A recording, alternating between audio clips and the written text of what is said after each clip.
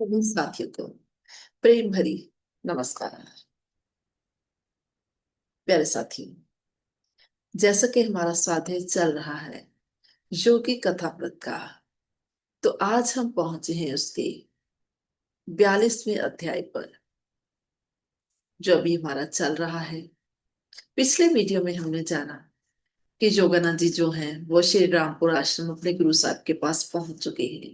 उनके गुरु साहब उनको बहुत सारे संकेत दे रहे हैं कि उनकी अभी मृत्यु होने वाली है, वो समाधि लेने वाले हैं। लेकिन योगानंद जी का मन फिर भी उस ओर जा ही नहीं रहा। वो उनके प्यार में इतने मगन हैं और गुरुदेव इतने तंदुरुस्त हैं, ठीक ठाक हैं कि अब वो इलाहाबाद के कुंभ मेले में जाना चाहते हैं, जबकि उनके गुरुदेव ये नहीं चाहते। वो बातें बातों में उन्हें समझा भी रहे हैं, लेकिन फिर भी वो जाने के लिए तैयार हो जाते हैं। और अब वो रवाना हो जाते हैं कुंभ मेले में जाने के लिए। वो कहते हैं 23 जनवरी 1936 को हमारी टोली कुंभ के मेले में पहुंची। 20 लाख लोगों का उमड़ा जनसैलाब मन पर एक अनोखी छाप छोड़ रहा था। बल्कि ये कहें कि मन को आनंदित कर रहा था। साधारण से साधारण गांव का व्यक्ति भी परमात्मा के महत्व के बारे में और उसकी प्राप्ति के लिए संसार का त्याग करने वाले साधु संन्यासियों में गहरी श्रद्धा भारतीय लोगों की खासियत है। तो साथ ही कुंभ मेले के बारे में हमें जानकारी भी दे रहे हैं कि जो कुंभ मेला है वो हर 3 साल बाद हरिद्वार, इलाहाबाद, नासिक और उज्जैन में लगता है और 12 साल का चक्र पूरा करके फिर हरिद्वार आ जाता है। और इनमें से हर जगह ऊपर कुंभ मेला लगने के 6 साल बाद अर्ध कुंभ मेला लगता है। इस तरह हर 3 साल बाद अलग अलग जगहों पर कुंभ मेले लगते हैं। तो बताते हैं वो योगानंद जी कि पखंडी और धोखेबाज साधु भी सन्यासियों के भेष में यहाँ पर कुंभ मेले में हो सकते हैं। लेकिन भारतवासी उन गिने चुने सच्चे सुच्चे सिद्ध पुरुषों के लिए जिन्होंने अपने आत्म प्रकाश से इस पूरे ब्रह्मांड को पवित्र कर रखा है, सभी साधु सन्यासियों के प्रति श्रद्धा भाव रखते हैं। और उस नजारे को देखने वाले पश्चिम वासियों को इस कौम पे की धड़कन को पहचानने और आध्यात्मिक उत्साह को महसूस करने का ये एक अद्वितीय मौका था, जिसके बलबूते पे भारत ने समय के घातक जख्मों के हमलों को बर्दाश्त करते हुए अपनी हस्ती कायम रखी है। अब आगे वो बताते हैं कि पहला दिन तो हमारा घूमते फिरते हुए उस हैरानीजनक मेले की भीड़ को निहारते ही निकल गया, जो अपने पापों से मुक्ति प्राप्त करने की खातिर हजारों की गिनती में पवित्र संगम में डुबकी लगा रही थी। पंडित पाधे विधि विधान मुताबिक पूजा पाठ करवा रहे थे। मौन साधु सन्यासियों के चरणों में भक्ति भाव से कई कई तरह की वस्तुएं भेंट की जा रही थी। हाथी और साजों के साथ सजे हुए घोड़े, राजपुताना से धीरे धीरे तुर चलने वाले ऊंट सभी कतारों में चल रहे थे। और उनके पीछे पीछे हाथों में सोने और चांदी के दंड या रेशमी मखमल के झंडे पकड़े नागा साधुओं का अनोखा धार्मिक जुलूस चल रहा था। और सिर्फ धोती पहने हुए साधु सन्यासी छोटी छोटी टोलियों में शांत बैठे थे। उन्होंने अपने पूरे शरीर के ऊपर भस्म लगा रखी थी, जो कि उनकी ठंड और गर्मी से रक्षा करती थी। आध्यात्मिक चक्षु की निशानी के तौर पर ललाट के ऊपर चंदन का तिलक लगाया हुआ था। सर मुंडवाए हुए थे, गेरुए कपड़े पहने हुए थे। दर्द का मंडल और भिक्षा पात्र लिए हजारों की गिनती में स्वामी दिखाई दे रहे थे। बेशक वो अपने शागिर्दों के साथ धर्म कर्म के ऊपर चर्चा कर रहे हों या इधर उधर घूम रहे हों, उनके चेहरे शांति और आध्यात्मिकता के नूर से चमक रहे थे। यहाँ वहां पेड़ों के नीचे जल रहे लकड़ी के बड़े बड़े ढेरों के चारों तरफ तरह तरह के साधु बैठे दिखाई दे रहे थे, जिन्होंने अपनी जटाओं के बड़े बड़े जूड़े करके सर के ऊपर बांधे हुए थे। कई साधुओं की दाढ़ी कई कई फुट लंबी थी, जिसको उन्होंने गांठे लगा लगा कर संभाल कर रखा हुआ था। वो सभी चुपचाप ध्यान कर रहे थे, या फिर उन्होंने अपने सामने से गुजर रही भीड़ को आशीर्वाद देने की मुद्रा में हाथ ऊपर उठाए हुए थे।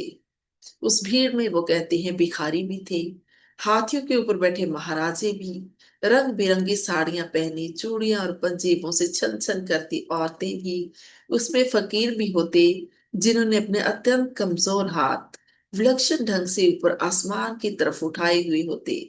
ध्यान करने के लिए कोहनी टेक हाथ में लिए ब्रह्मचारी भी होते। आंतरिक परमानंद को गंभीर मुद्रा के पीछे छुपाई बैठे निम्र साधु भी होते। इस शोर शराबे में सबसे ऊपर होता मंदिरों में पधारने का सद्दा देने वाला घंटा नाद, जो लगातार सुनाई देता रहता था।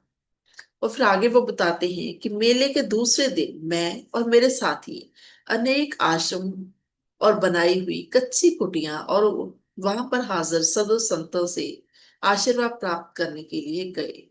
स्वामी संप्रदाय की गिरीश शाखा के प्रमुख का भी वो कहते हैं हमने आशीर्वाद दिया। तपस्वी स्वभाव और पत्ते शरीर के सन्यासी की आंखों में मुस्कुराहट के साथ साथ तेज भी चमक रहा था। इसके बाद वो कहते हैं हम एक और आश्रम में गए। इस आश्रम के प्रमुख ने 9 सालों से मौन व्रत रखा हुआ था। वो केवल फल ही खाते थे। आश्रम के मुख्य मंच पर एक प्रज्ञा चक्षु साधु भी बैठे थे। अब वो इसके बारे में बताते हैं कि प्रज्ञा चक्षु का क्या मतलब होता है। ये एक पदवी है प्रज्ञा चक्षु। इसका शाब्दिक अर्थ है एक ऐसा व्यक्ति जो भौतिक आंखें ना होने के कारण सिर्फ ज्ञान की आंखों से ही दिखता है देखता है। और जहां वो बताते हैं कि उन साधु को शास्त्रों का गहरा ज्ञान था और वो सभी संप्रदायों के लिए सत्कार के पात्र थे। और फिर वो कहते हैं कि उस शांत आश्रम से विदाई लेने से पहले मैंने वहां पर हिंदी में वेदांत के ऊपर एक छोटा सा प्रवचन दिया। और फिर हम नजदीक ही स्वामी कृष्णानंद जी को प्रणाम करने गए। अब वो उनके बारे में बता रहे हैं कि ये जो स्वामी कृष्णानंद जी हैं, ये एक आदर्श शख्सियत के मालिक थे। गुलाबी गाल, मजबूत कंधे और उनके पास ही एक पालतू शेरनी लेटी हुई थी। अब आगे वो बता रहे हैं कि स्वामी जी के आध्यात्मिक प्रभाव के कारण उस जंगली शेरनी ने मांस खाना बंद कर दिया था। वो सिर्फ दूध और चावल खाती थी। और स्वामी जी ने उसको गुनगुनाहट के साथ ओम का उच्चारण करना भी सिखा दिया था। अब इसको नाम दे रहे हैं योगानंद जी भक्त शेरनी।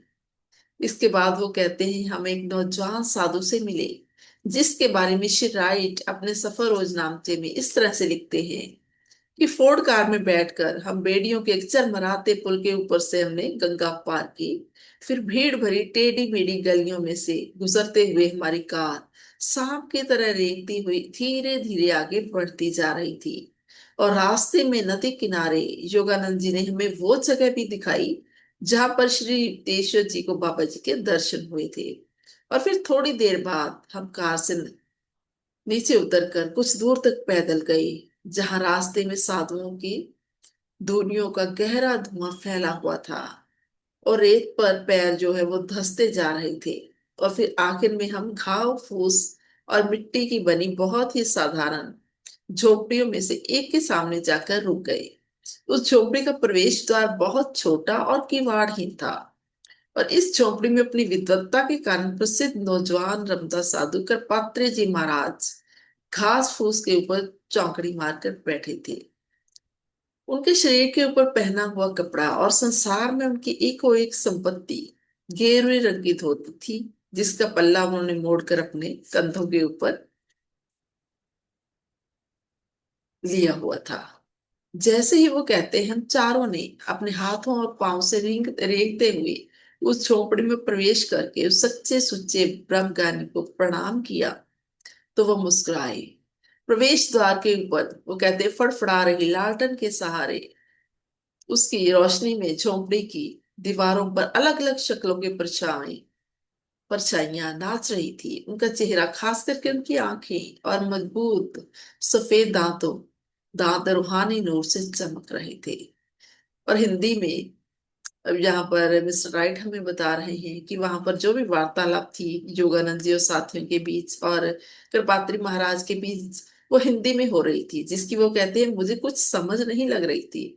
लेकिन फिर भी उनके चेहरे के हाव भाव और उनके कहने के ढंग से उनके भावार्थ मेरे पूरी समझ में आ रहे थे। उनमें उत्साह, प्यार और आध्यात्मिक तेज ठूस ठूस कर भरा हुआ था और उनकी आध्यात्मिक उच्चता के संबंध में किसी को कोई शंका नहीं हो सकती।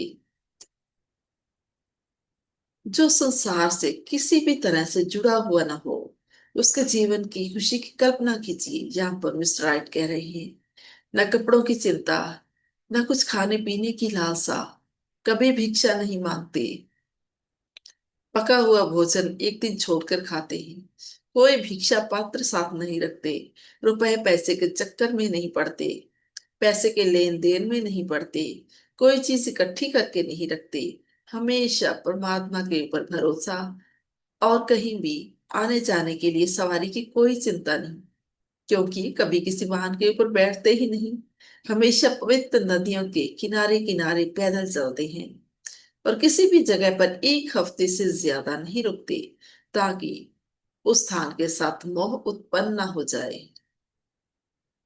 तो आगे वो उनके बारे में जानकारी दे रहे हैं कि ये इतनी महान आत्मा थी कौन। ये काशी हिंदू यूनिवर्सिटी से एमए और शास्त्री की डिग्री प्राप्त थे। उनके चरणों में बैठकर वो कहते हैं, मैं अपने आप को गौरवंत महसूस कर रहा था। ये सारा कुछ मेरे प्राचीन और सच्चे भारत को देखने की इच्छा का उत्तर प्रतीत हो रहा था, क्योंकि वो आध्यात्मिक सिद्ध पुरुषों की इस धरती की सच्ची प्रतिनिधित्व करते हुए दिखाई दे रहे थे। अब परमहंस योगानंद जी कहते हैं कि मैंने उनसे कई सवाल किए कि क्या सर्दियों में आप इन कपड़ों के अलावा और कोई कपड़े नहीं पहनते। तो साधु महाराज बोले, नहीं, यही काफी है। और फिर योगानंद पूछते हैं, क्या आप अपने पास किताबें नहीं रखते। तो उन्होंने उत्तर दिया, नहीं, जो लोग मुझसे कुछ सुनना चाहते हैं उनको मैं अपनी याद शक्ति से ही सुनाता हूँ। तो योगानंद जी पूछते हैं, आप और क्या करते हैं। तो साधु महाराज बोले, मैं गंगा किनारे घूमता हूँ। तो उनके शांत शांत शब्दों को सुनकर योगानंद जी कह रहे हैं कि मैंने उनके जीवन की सादगी को अपनाने के लिए मैं ललायत हो उठा, लेकिन तभी मुझे अमेरिका और अपने कंधों के ऊपर उठाई हुई जिम्मेवारियों की याद आ गई कि नहीं योगानंद, इस जिंदगी में गंगा किनारे घूमना तुम्हारे कदमों में नहीं है। तो आगे वो कहते हैं कि पात्री जी ने अपनी कुछ आध्यात्मिक अनुभूतियों के बारे में भी मुझे बताया। तो मेरे मन में अचानक से एक सवाल उठा और मैंने पूछा, आप ये सभी अनुभव शास्त्रों से पढ़कर बता रहे हो या अपने अंदर चेतना के अनुभव से। तो उन्होंने मुस्कुराते हुए सीधा और स्पष्ट जवाब दिया कि आधा किताबी ज्ञान और आधा अपने अंतर चेतना के अनुभव से। तो आगे वो कहते हैं, अब हम सभी कुछ देर के लिए ध्यान में मौन बैठ गए और जब फिर हम उनकी पवित्र संगत से उठकर बाहर आए, तो मैं मिस्टर राइट को मैंने कहा कि वो सुनहरे घास फूस के सिंहासन के ऊपर विराजमान राजे हैं। और उस रात वो कहते हैं, हम खुले आसमान की छत और तारों के छांव के तले मेले की जमीन के ऊपर बैठकर हमने पत्तलों के ऊपर खाना खाया। भारत में इस तरह से थालियां धोने के झंझट से भी छुटकारा हो जाता है। और आगे वो कहते हैं कि मन को मोह लेने वाले कुंभ के मेले में हम 2 दिन रहे और फिर हम यमुना के किनारे किनारे उत्तर पश्चिम में स्थित आगरा पहुंचे। यहाँ पर एक बार फिर से वो कहते हैं, मैं ताजमहल को निहार रहा था और मेरी यादों की तख्ती के ऊपर जितेंद्र मेरे साथ खड़ा था। जैसा कि साथियों हम पिछले अध्याय के दौरान जान चुके हैं कि योगानंद जी एक बार पहले भी अपने मित्र जितेंद्र के साथ आगरा आए थे घूमने के लिए और उन्होंने ताजमहल दोनों ने देखा था साथ में। तो ये था साथियों हमारा आज का सुंदर सा ये स्वाध्याय। अभी हमारा ये 42वां जो चैप्टर है वो चल रहा है, अभी ये खत्म नहीं हुआ। कृपया आप सुनते रहिएगा। आप लोग मुझे इतने प्रेम शांति से सुनते हैं, आप सभी का बहुत बहुत शुक्रिया। अगर आपको मेरा स्वाध्याय अच्छा लगता है तो कृपया इसे अपने अन्य साथियों के साथ शेयर भी जरूर कीजिएगा और मेरे चैनल को सब्सक्राइब कीजिए, वीडियो को लाइक कीजिए। Thank you so much. जल्द ही फिर मिलते हैं अगले वीडियो में।